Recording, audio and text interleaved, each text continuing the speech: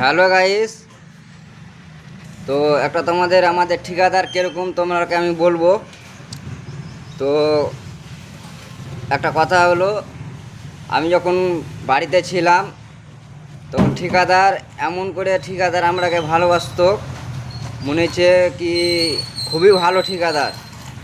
তো যখন দেখা হতো যেখানে বাড়িতে, তো সেখানেই ডাকতো, গাড়িতে চাপাইতো, তোমার চায়ের দোকান নিয়ে তো, তোমার ভালো ভালো জায়গায় নিয়ে তো খাইতে। তো আমরাকে ভালো করে পটিয়ে সটিয়ে মানে কাজে আসার লেগে মানে ভালো করে করতো। তো আমি আর একটা আমার কালু ভাই ছিল, তো কালু ভাইও আমাকে বলছে কি না খুব ভালো ঠিকাদার। তো তো কালু আমাদেরকে পটিয়ে সটিয়ে আমাদেরকে নিয়ে এসছে কাজে। তো কাজে যখন আমি এখানে যখন কাজে সাইড এলাম, তো একদিন ভালোই কাজ করে এলাম, একদিন কোনো অসুবিধা হলো না। টাইম বা টাইম কাজ করুন, টাইম বা টাইম গেনু, হ্যাঁ।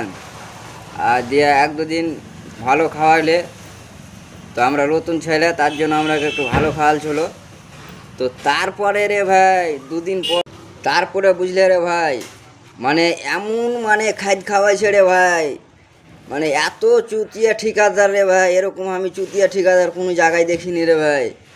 মানে এমন খাওয়াইছে তোমার, মানে সানি যেমন আমরা কোনো গরু ছাগলকে সানি যেরকম মেখে দেয় না, তো সেরকম সানি ছাগলের মতন মেখে দিছে।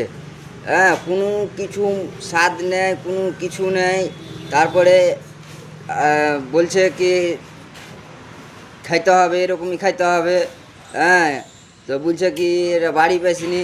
তা আচ্ছা আমি মানছি কি আমি বাড়ি পাইনি, তা হলো তো একটু ভালো করতে হবে পেটে খাইতে গেলে। কিন্তু না রে ভাই, এরকম হয় না, একদম খুবই খারাপ রাবিশ খায়, মানে শাবল ভরেও যাচ্ছে না, এত খারাপ।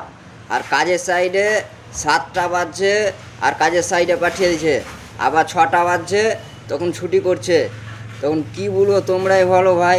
এরকম ঠিকাদার যদি করতে তোমার কাছে কোনো যদি থাকে, তো আমাকে কমেন্টে একটু জানাও। এরকম চুতিয়া ঠিকাদার যদি কোনো জায়গায় পাও, হ্যাঁ, তো ঠিকাদারকে তাও একটু বুদ্ধি করা উচিত, জ্ঞান করা উচিত কি আমরা মিস্ত্রি লেবারকে খাটাচ্ছি, তো মিস্ত্রি লেবার যখন খাটছে তখন একটু ভালো করে একটু খাইট পানিটা একটু করি।